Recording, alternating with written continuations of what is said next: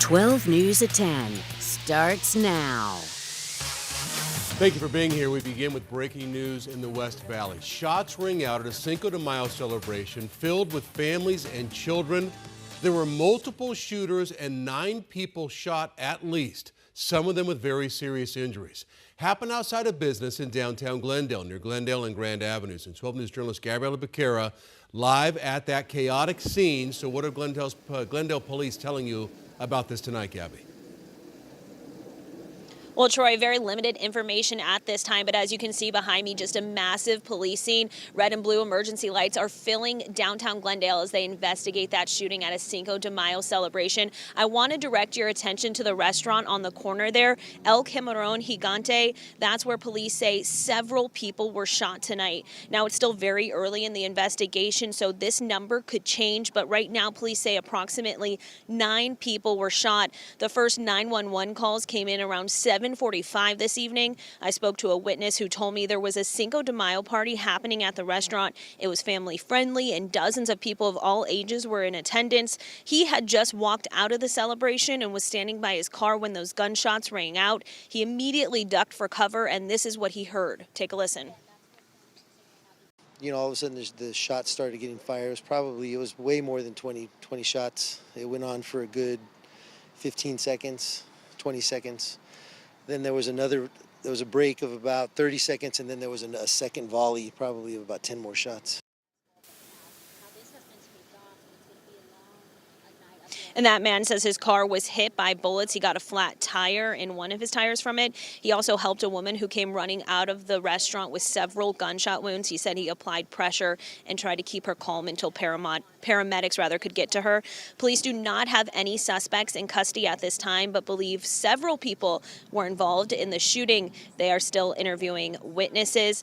Now, as you can see, this area is just taped off, a massive police presence, but they're telling us it is not believed to be a danger to the public at this time. It is very heavily closed to traffic. Right behind me is Grand Avenue. So coming here on 57th Drive and right there at Lamar, especially is the center of the scene, but many of the surrounding roads are closed off. So police are asking everyone just to avoid the area. They're expecting to be here until the early morning hours. They're working to get updates for us right now, and we will share those with you on 12news.com and here on air at 12 News as we get them. Back to you, Troy. Yeah, and one of the really disturbing things about this is you were saying that there were families there. I mean, there were kids around. Do we know anything about the victims at all? I know there's still a lot going on. We don't know anything about who the victims are, what their ages could be. I did see many families walking around this area immediately after the incident, and several people appear to be trying to connect with each other, trying to look for their loved ones, a little panicked as they searched for people that they lost in just the chaos of everything. And I also heard one of the witnesses out there saying that he saw paramedics working very hard, chest compressions and things on some of these victims. So some of them are pretty seriously injured, you would imagine.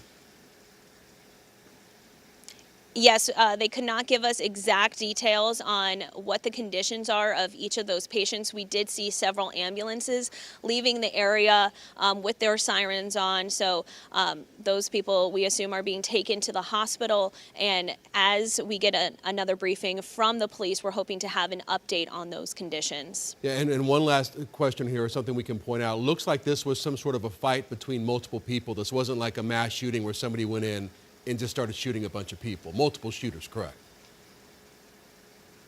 That's what it sounds like. The gentleman you heard from just a few moments ago, I asked him if he heard any fighting just before the incident. He said he didn't hear anything specific, but he attends these events frequently, and they've known to get sometimes a little heated. The police did tell us they believe there is possibly more than one shooter in this situation. So again, they're working to get more information, and we'll share those details with you when we have them. All right, Gabriela, thank you very much. If we get those details within this newscast, we will bring them to you. Thank you. Meantime, parts of the valley picking up some serious rain and even hail. A big spring storm moves through the valley. So this video was taken in Avondale. In a nearby Litchfield Park, nearly an inch of rain fell. Powerful thunderstorm triggering a flood advisory even. So the hail we were telling you about, here you go, right here. This video was taken in North Phoenix near the Loop 101 and Cave Creek Road. So there's your hail. Yeah, it's there. We are tracking a weather impact alert for you tonight across the valley. Meteorologist Chris Dunn now is here, and a pretty good storm, Chris. Yeah, Troy, about 4 or 5 hours ago, it was really rocking in the West Valley, and this is not a one and done type of deal. This thing is going to linger for a couple of days across our state. Not with the ferocity that we had in the West Valley earlier, but we will have off again, on again chances for showers in the valley. New flare up down here right over Gila Bend, and also a few more showers popping up close to Coolidge and Florence in Pinal County. Litchfield Park, Avondale, Goodyear, Tolleson area really getting the brunt of a lot of the activity, and hardly any rain at all, just trace amounts from downtown and into the East Valley. There's that new flare-up of showers and thunderstorms along State Route 85 between Buckeye and Gila Bend, trying to make a slow eastward progression, and if it does so, that would make it into the valley. We mentioned Litchfield Park, nearly an inch of rain. That was just south of Luke Air Force Base. Luke at 6300s, South Goodyear about a ½ inch, and Queen Valley far east about a ½ inch of rain. Here's how things will play out. Here's our high-res futurecast, and there will be some more rain moving back into the picture a little bit overnight, and a better chance, I think, tomorrow morning. This is 8 a.m. tomorrow, so 8 to around noon, our best chance for rain tomorrow. So tomorrow morning, we're looking again, more rain showers. Outside chance of a thunderstorm. I think it's going to be mostly just rain showers. So keep that umbrella handy. And if you're going to take a picture, make sure you do it safely. This is from John, our weather watcher in Laveen. I will have more specific rainfall amounts, how much you have received, and a big time warm up coming up in the 7-day forecast. Troy? Chris, thank you. A team of divers from the Maricopa County Sheriff's Office today recovered the body of a 21-year-old man who drowned at Bartlett Lake yesterday. The man was swimming with friends. He started to struggle and then suddenly slipped under the water. The operator of the Lake Patrol's underwater rover found the man's body today, and members of the dive team then went in and pulled him out of the lake. Investigators have yet to release the man's identity. He was not wearing a life jacket. A wildfire is burning out of control northeast of the valley tonight. Hotshot crews in the Tonto National Forest responding to the OW fire. It's southeast of Highway 260 and directly west of the Airplane Flats campground in the Payson Ranger District, if you're familiar with that. It's about 25 miles east of the town of Peyton. The fire is 65 acres, but 0% containment. Investigators say this is lightning caused, and 150 personnel are working on the fire, including 3 hotshot crews and 3 state crews. No structures are immediately threatened. A Chandler house fire is being investigated as a possible arson. 6 people were inside that house at the time. This is near Country Club in Guadalupe. A neighbor tells 12 News he saw a man laying down in front of the house about 6 o'clock this morning and went to call 911 because he thought that was suspicious. And while he was on the phone, he started to hear screams and see smoke coming out of his neighbor's house. And by then, the man had taken off. The neighbor then ran into the house to find the homeowner, who was still inside. The floor was on fire in the kitchen, and I had to tell myself, get up, don't stay in here. And I got out, and I said, is Josh out yet? They said no. So I went back in and was going towards the kitchen, and I heard him say, he's out. So I came out, and he was just coming out the back side door, and he fell over. And I picked him up and brought him over to the curb and sat him down. I think he had smoke inhalation. Yeah, you can see the damage to that home. That could have been much worse. All 6 people did get out of that home. The Chandler Fire Department says the homeowner was examined at the scene for smoke inhalation. And again, all the family members made it out. It's possible, according to witnesses, the man who was suspected of possibly starting that fire knew the people inside the home. So we're bringing the very latest on this investigation as it moves forward. He is accused of being one of the worst serial killers in our state's history. Police say he murdered at least 8 people during a 3-week span back in 2017. And now the murder trial of Cleophas Cooksey Jr. begins in Phoenix tomorrow. 12 News journalist Tricia Hendricks has a look at the case.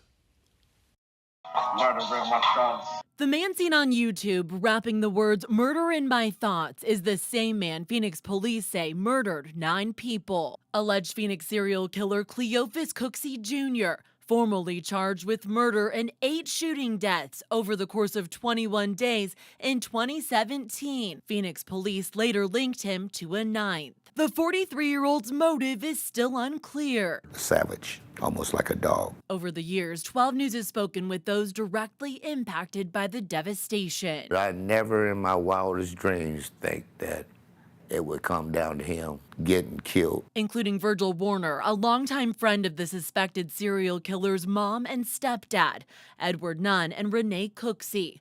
Also, the two final victims in a string of cold-blooded murders. Police arrested Cooksey on December 17, 2017, in connection to their deaths. Since evidence linked these cases, he's been in custody. Investigators linked Cooksey to 7 other unsolved killings across the valley. One of them, 35-year-old Salim Richards, an armed security guard at DES. Beloved by the staff. Richards was a former employee of David Smith with Superior Protection Services. It was just shocking. Richards was found dead near 44th Avenue and Indian School Road. His gun stolen. Richards and Cooksey knew each other, according to witnesses. Investigators believe Maria Villanueva was his 7th victim. The 43-year-old mother was kidnapped from her Glendale apartment.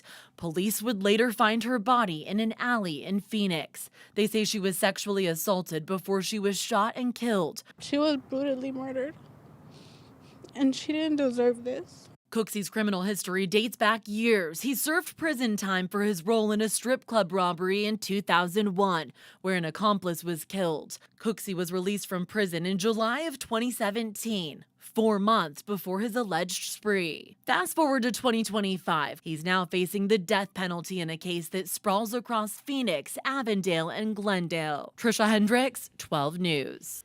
So again, opening statements in the trial begin at 1:30 tomorrow afternoon. Stay with 12 News and 12news.com for the very latest on this case.